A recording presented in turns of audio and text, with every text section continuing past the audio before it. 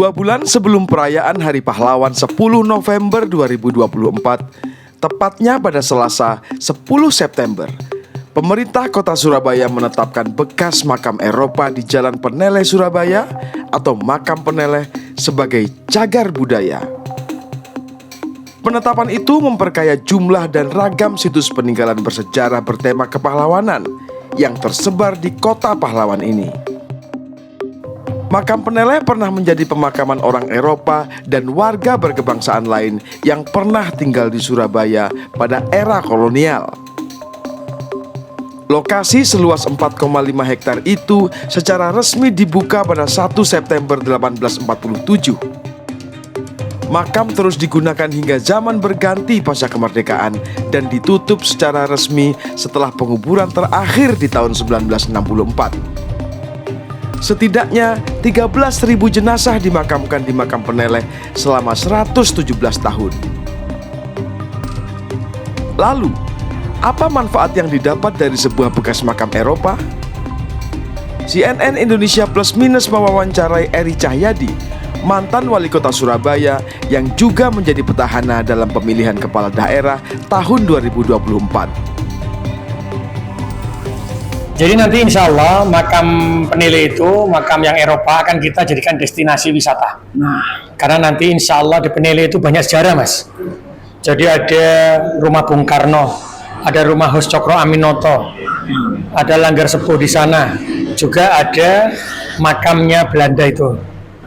Jadi nanti kita akan jadikan tempat wisata.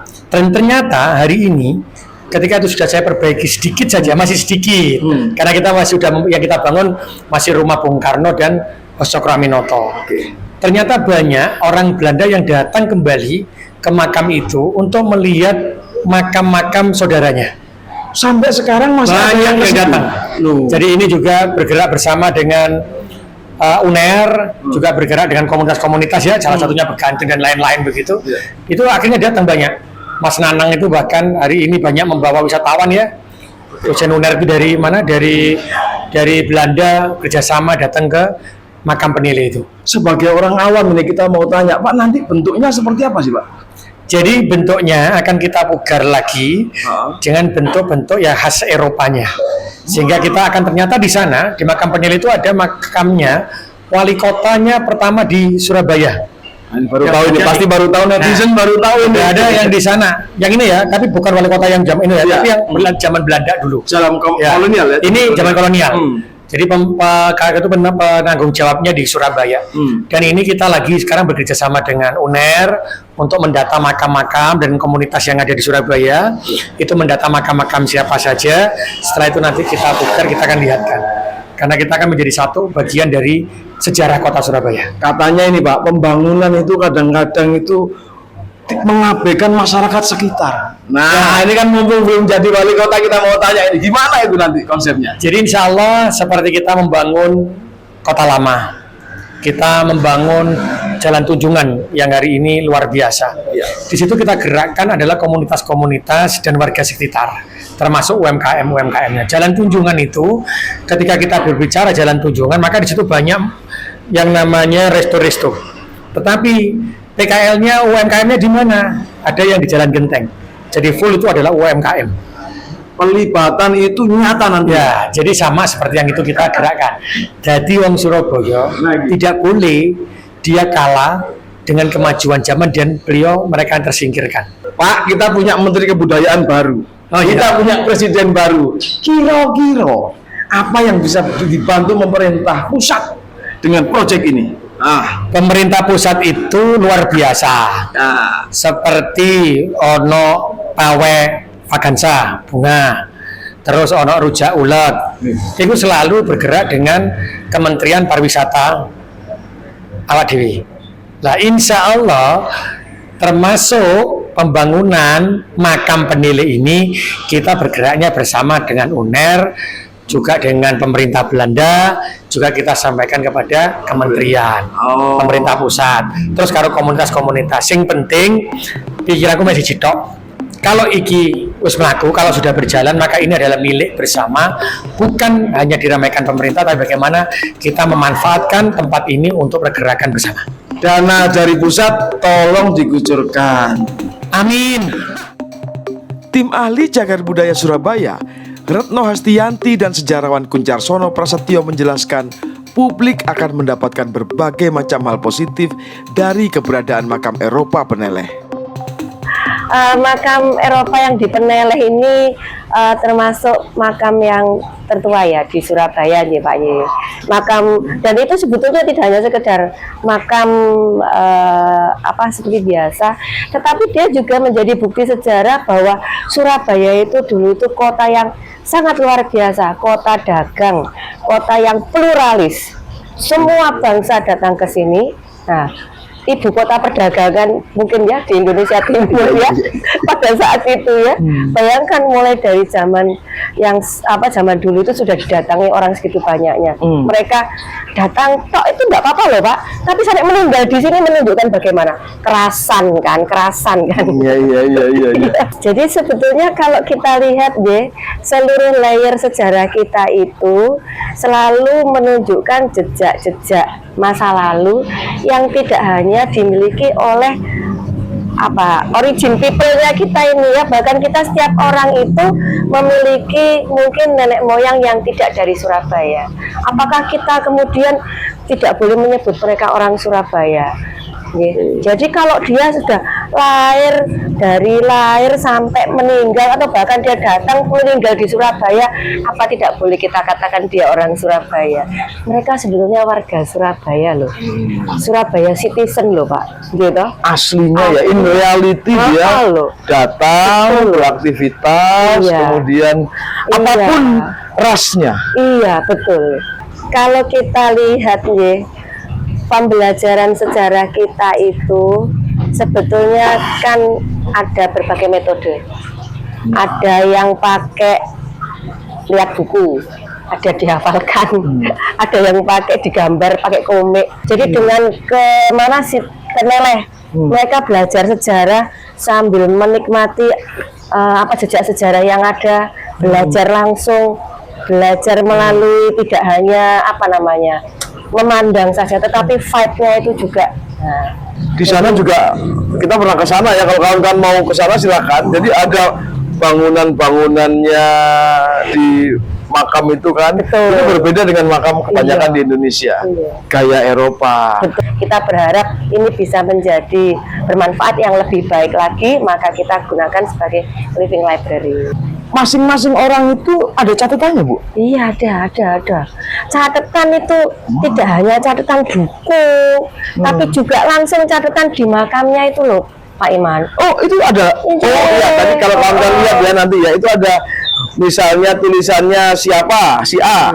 Dia meninggal tahun berapa, kenapa, segala macam. Bentuknya tulisannya menggambarkan zamannya, bentuknya logo menggambarkan siapa dia, sebutan-sebutannya menggambarkan posisi mereka, materialnya menggambarkan bagaimana kondisi situasi Surabaya saat itu. Apakah kita punya kemampuan untuk membangun hal semacam ini, sekeren ini? Kalau sendirian ya nggak mungkin. Ini maksudnya. Berarti akan melibatkan siapa aja, Bu? Seluruh masyarakat itu terlibat. Jadi gini Pak Iman, dalam undang-undang cagar budaya kita itu ada, sebenarnya kita memiliki 2 undang-undang ya. Yang pertama di tahun 92, Undang-Undang 592 itu nyawanya itu penyelamatan. Pokoknya yang penting selamat kabeh di sini. Selamat dulu. Kemudian ya kadang-kadang cagar budaya itu kan bekerjaan dengan waktu. Jadi selamatkan dulu. Kemudian di Undang-Undang 11 2010 yang penting dimanfaatkan. Nah, setelah diselamatkan, terus diapain nih? Dimanfaatkan. Jadi pemanfaatan. Nah, semuanya itu spiritnya itu adalah partisipatory. Bu, kita ngomong timeline. Kalau misalnya di tahun ini kan akhir 2024 nih. Iya. Itu baru running. Kira-kira masyarakat bisa melihat bentuk jadinya kapan? Sebetulnya gini Pak Iman, jangan dibayangkan iki kok jadinya apa tuh? Ya, awam ini. Kita itu berusaha bahwa dia itu seperti ini tapi makin baik. Jadi membuat prosesnya masyarakat ya. belajar bagaimana tuh melestarikan makam kuno itu, sehingga nanti ini masyarakat dan teman-teman ini kan juga punya leluhur sendiri yang juga harus dilestarikan makamnya, bisa mencontoh di Peneleh nantinya. Nah, contohnya seperti itu loh, gitu. Memunculkan awareness pada makam-makam tua. Itu yang pertama. Kedua kan sejarah, kita menghargai sejarah lingkungan kita, masyarakat kita nih. Kemudian yang ketiga, jangan lupa sebetulnya ini adalah ruang terbuka publik milik semua orang, makam Peneleh ini. Oke, maksudnya? Masyarakat di sana itu juga layangan kok di sana. Ya, Boleh di sana, iya. Layangan juga memang betul. Iya, jadi kita tidak akan menghilangkan itu. Itu adalah bagian dari sejarah. Layar sejarah kita bahwa ruang publik ini ternyata bisa dimiliki oleh semua orang, menggambarkan pluralitas, menggambarkan kegotong royongan, menggambarkan rasa nasionalisme tadi loh, milik isme milik ikut memiliki bangsa ini. Nah, bahwa membuat bangsa ini, bahwa kita bagian dari bangsa ini, ikut berbangga bahwa kita memiliki sejarah yang luar biasa, namun tetap bermanfaat gitu. Apalagi di beberapa titik tidak jauh dari makam itu kan ada Bung Karno dilahirkan, rumahnya, ada Cokro Aminoto, kos-kosannya di sana segala macam. Bu, tapi kalau misalnya seterbuka ini, bukankah cagar budaya itu juga harus dilindungi? Karena kita tahu ya, banyak misalnya patung-patung yang kepalanya hilang, tangannya hilang, kuburan yang digali segala macam, ada tinggal tengkoraknya. Ini gimana Bu, cara menggabungkan masyarakat yang bisa ngeblend di situ dengan perlindungan terhadap barang-barang ini? Iya, jadi kami juga menyadari tantangannya, jadi dan itu juga sangat menarik ini karena menjadi sesuatu hal yang baru lah untuk kita semua, dikelola bersama masyarakat, kemudian juga dilestarikan bersama oleh masyarakat. Jadi untungnya alhamdulillah pemerintah itu sudah punya PUPR nomor 19 2021 terkait dengan konservasi, bagaimana caranya dandani fisiknya. Tapi kemudian kan itu tadi kan hilang-hilang dan lain sebagainya itu kan bagian dari ada peraturan-peraturan itu kan kita tetap harus mendekati masyarakat ya. Jadi ini termasuk juga Bu ya, warning ya, sudahlah itu kita kelola bersama. Itu apa juga sih? Apa namanya? Dinikmati bersama lebih bagus Pak ya. Apa namanya, keramiknya apa segala macam dirusak. Tapi itu tentu juga ada upaya untuk meningkatkan awareness publik untuk melindungi ini. Sosialisasi Pak. Jadi kita kemarin juga sudah membahas dengan teman-teman Begandring. Dalam hal ini kan Begandring menjadi salah satu yang menjadi ujung tombak dalam pelestarian. Jadi komunitas ini kemudian pasti ya yang harus ada yang leadernya motor penggeraknya. Jadi kita kemarin juga sudah ngobrol sosialisasi berbagai skala, terus ke masyarakat, sampai ke tukang-tukang ini Pak yang membersihkan lahan segala macam, itu juga kami bermaksud mengajari juga. Itu juga bagian dari transfer knowledge toh. Terus kan itu juga membuktikan bahwa living library ini tidak hanya untuk beberapa pihak, tapi untuk semua pihak. Ya, ini kerja kolektif teman-teman dari organisasi Begandring Surabaya. Jadi memberikan makna baru terhadap makam yang sebenarnya secara resmi ditutup tahun 64. Jadi setelah banyak orang Eropa yang tidak ada di sini, kemudian makam ini resmi ditutup dan sejak itu kemudian menjadi gelap, jadi sarang narkoba, jadi bangunan liar. Ngeri. Nah, orang kan tidak menganggap ini penting karena ada 13.000 jenazah di 5,4 hektar lahan ini dianggap tidak produktif kan gitu. Lokasinya tengah kota. Berangkat dari makam itu ada hal yang menjadi unik karena pemerintah kota waktu itu menganggap bahwa ini tidak menjadi prioritas. Tafsirnya sederhana, bahwa ini adalah warisan Belanda dan kita tidak punya kepentingan apapun terhadap urusan Belanda. Kalau omongannya Pak Jokowi, warisan kolonial. Warisan kolonial. Sehingga bahkan penetapan sebagai cagar budaya juga sejak lama kita dorong tidak pernah. Baru 1 bulan kemarin. 1 bulan kemarin kemudian turun setelah banyak perdebatan segala macam. Kita sebenarnya gini ya, kita semakin dewasa kan memaknai ini tidak sekedar hitam putih ya, untuk urusan penjajahan atau penjajah atau pahlawan gitu. Kita memaknai lebih luas bahwa Surabaya ini lahir tidak dari ruang hampa. Dia adalah pertemuan banyak kebudayaan. Dan saya pikir tentang upaya penyelamatan makam Eropa di Penele ini, kita memberikan makna terhadap kekayaan kebudayaan di Surabaya. Emang apa yang bisa dilihat Mas dari makam-makam ini Mas? Banyak banget, dari sisi arsitektural misalnya. Kita akan menemukan mungkin 80% dari jumlah makam di sini itu memiliki struktur arsitektur yang tidak ditemukan di Eropa. Padahal ini makam Eropa. Makam Eropa. Kenapa? Karena ada subculture tentang kebudayaan. Misalnya Cungkup, makam yang bercungkup. Coba kalau ada kesempatan di Eropa bisa jalan di Eropa. Kalau enggak, kita searching aja ya. Nah, apakah makam-makam di Eropa menggunakan konsep cungkup? Tidak. Karena secara konsep kebudayaan, beberapa pengkaji arsitektur sempat datang ke sini, orang-orang Eropa, dan menganggap ini adalah legasi kebudayaan dua negara, dua bangsa. Bangsa itu Jawa. dari desain ya. Dari desain. Dari orang-orang yang dimakamkan di sini. Nah, kita tidak bisa memaknai juga bahwa ini adalah musuh, kemudian kita adalah pahlawan.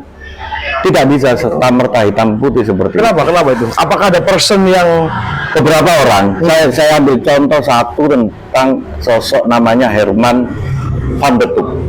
Herman van der Toek ini di Belanda menjadi studi khusus, kurikulum khusus tentang sosiolinguistik, sejarah bahasa-bahasa di Asia Tenggara.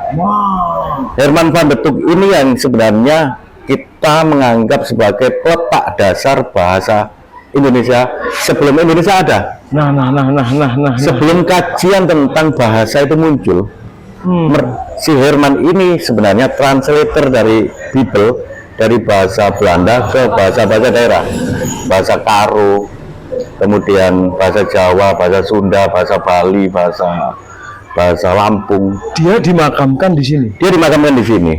Dia gelarnya doktor, meninggal tahun 1890-an. Dia yang menemukan 2 konsonan yang kemudian kita pakai sampai sekarang terkait dengan bahasa. Apa itu Mas? Tentang imbuhan. Nah, orang-orang seperti ini kan kemudian tidak bisa kita benturkan bahwa dia adalah musuh gitu. Dia punya kontribusi terhadap peradaban kita. Meskipun dia memang orang Belanda. Ya, memaknai orang Belanda dengan orang Jawa pada konteks makam ini seperti juga memaknai orang Cina di kuburan Cina hari ini. Itu tidak bisa kita hubungkan dengan orang Cina di negara Cina hari ini. Iya. Makanya kan selalu saja orang ngomong, loh ini kan urusannya negara Cina, negara Belanda gitu kan. Itu kan seperti Anda meminta presiden Cina untuk ngurusin makam Cina yang banyak di Indonesia ini. Kan enggak relevan.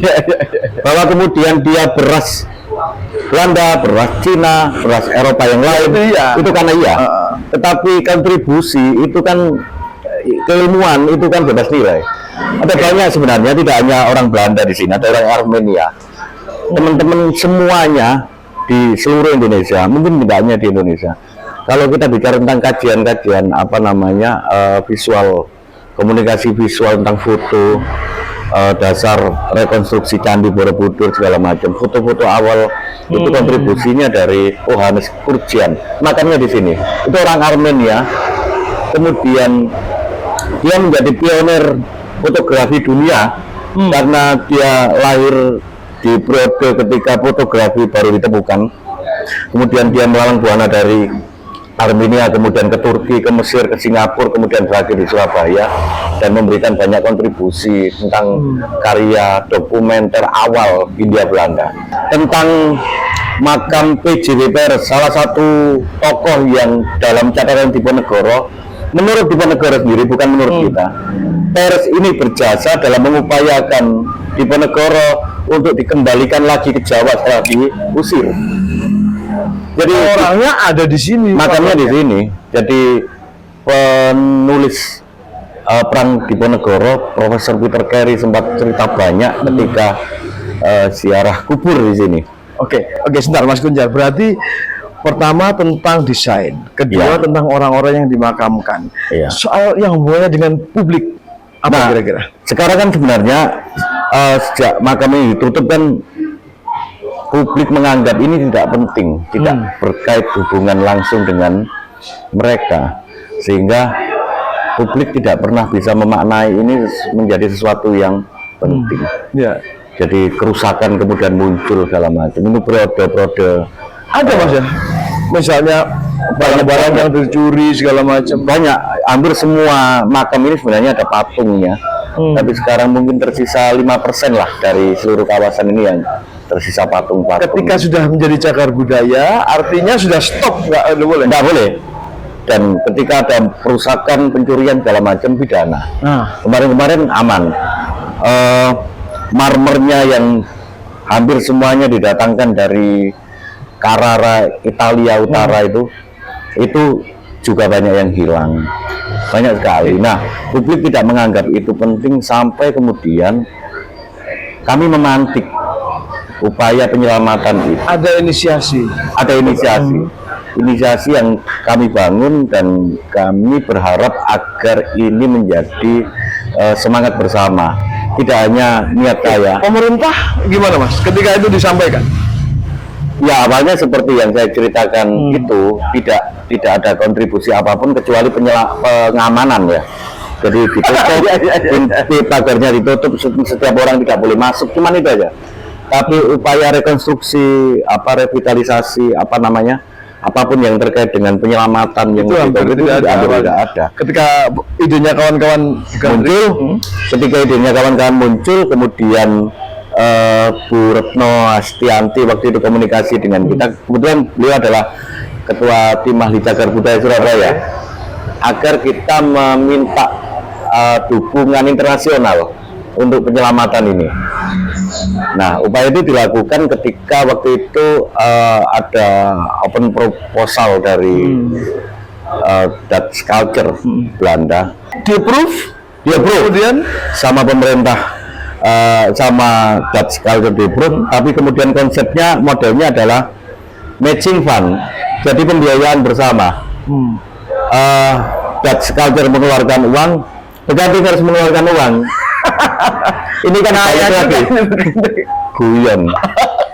Akhirnya ya udahlah, berarti sebenarnya ini lagi-lagi konsep konservasinya kita ubah dari hanya Dutch Culture yang membiayai menjadi kontribusi bersama.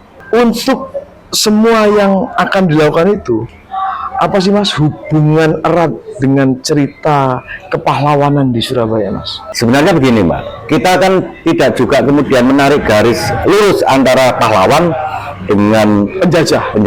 atau dengan orang Eropa. Betul. Tapi bahwa pahlawan-pahlawan yang pernah berada di sini, kemudian legasi yang masih ada sampai di sini, sebenarnya juga saling terkait dengan hubungan orang-orang yang berada di sini, tentang sejarah arsitektural juga yang berada di sini.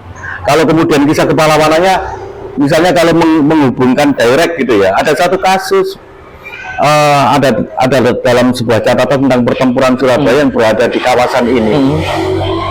Pintu gerbang utama makam ini hancur karena kena ledakan di fase pertama perang Surabaya. Hancur berkeping-keping, itu ketika perang. Beberapa tokoh pejuang yang kemudian bersembunyi di sini, kemudian lari sampai lompat di kampung di belakangnya segala macam. Kalau itu kepingin menarik garis lurus, tapi sebenarnya ini adalah kekayaan yang sebenarnya tidak bisa dikaitkan secara horizontal. Ini kan pertanyaan nakal ini ya. Apakah para penjajah itu tahu bahwa misalnya Soekarno dilahirkan di titik ini, kemudian ada rumah Cokro? Kalau tahu kenapa nggak dihancurkan sih dulu, Mas? Ya, saya pikir Ya gini sebenarnya, kalau soal cerita konteks person per person kan ceritanya juga macam-macam. Kita memaknai kan kalau hari ini tidak, bahwa misalnya Cokro berhadapan dengan Belanda perang segala macam, tidak pernah kan mengangkat senjata segala. Bahkan Cokro juga kenal baik malah dengan apa namanya Gubernur Jenderal dan Sekretaris Gubernur Jenderal itu kan seperti kawan. Artinya perlawanan itu tidak harus. Ya kita memaknai seperti itulah. Kalau Soekarno kan juga sering cerita dia mencintai seorang gadis. Ketika SMA ya sama gadis Belanda apa segala macam. Jadi bukan kita membenci rasnya, tetapi kita membenci perilaku dari apa namanya negara, dari keputusan politik dari negara itu. Jadi, Termasuk ketika misalnya dari apa yang ada di Peneleh ini bisa dieksplorasi tentang keilmuannya dan menjadi sesuatu di kemudian ya, hari, Mas. saya pikir lebih banyak tentang ilmu pengetahuan tentang. Jadi apapun tentang sejarah masa lalu itu jika tidak ada bukti tempat arkeologisnya kita dianggap omong kosong. Pak Hugo, iki siapa Pak? Ini siapa ini Pak? Ini nenek kulo karo kakek kulo. Nenek dan kakek. Nggih. Nah, udah tidak kesini berapa lama Pak? Udah 3 tahun yang lama. 3 tahun yang lalu baru Iya. kesini sekarang Pak. Ini siapa namanya Pak? Yang ini Katerina. Katerina sama Hendrik. Katerina dan Hendrik dikubur di satu Ya. liang ini ya. Ya di sini ya. Iki nangkene iki kan dari kawasan cagar budaya. Nggih. Menurut Bapak, ya ono Pak. Api banget saiki. Api Rawatan nggih api. Oke. Biyen-biyen itu tahunan itu ora. Rumputnya tinggi-tinggi. Iya, ala-kalanya kata Mas mriki. Ah. Nggih sing dukur-dukur gitu. Saiki iki akan di apa namanya Dibabati dibabati kabeh diresiki. Nggih. Keluarga-keluarga dari Belanda bisa jadi datang kene Mas Pak. mriki, Ya? nggih. Oh, ini penting ini. Iya. Jadi keluarga-keluarga Belanda Iya. bisa datang ke sini untuk menjenguk. Penting Keluarganya, ya? keluarga ya. Oh, oke. Di Belanda di mana sekarang, Pak? Di Tilburg. Tilburg. Nah. Tilburg dekat Eindhoven, pabriknya Philips. Nah, tuh. Nah, itu kan soalnya. Di sini kan banyak kuburan-kuburan bersejarah ini, Pak. Ya memang. Menurut Bapak, apike ya apa iki, Pak? Apike ya apa iki? Yo melu sejarahne riyen. Melu nggih. sejarahne. Rawatane sampai saniki terus saya ora kira-kira tapi sing duwe kata sing boten wonten malih wonten. Nah. Tatus sing rawati boten wonten malih. Nah, kudune ini dirawat, Iya, dibersihkan agar bisa menjadi orang-orang kesini untuk tahu ya, Pak ya. Nggih. Iya. Tapi nek menurut kula saking Landi wonten organisasi wonten mriki disumbang saking Landi. Nah, pemerintah Belanda juga harus nyumbang ya. Pun Ah. hasil Oh, sudah disumbang. Nggih. Nah, Nggih. oke. Nek kuningan iki ngoten. Nah, di Kuningan juga Nggih. kodong ya. Iya. Berarti hampir di semua tempat di Indonesia baiknya seperti itu. Iya. Pak, terima kasih banyak. Kembali. Semoga ketemu nanti persaudaraan terjalin ya, Pak. Siapa tahu. Ya, siapa tahu. Iya. Terima kasih. Masih, Bro.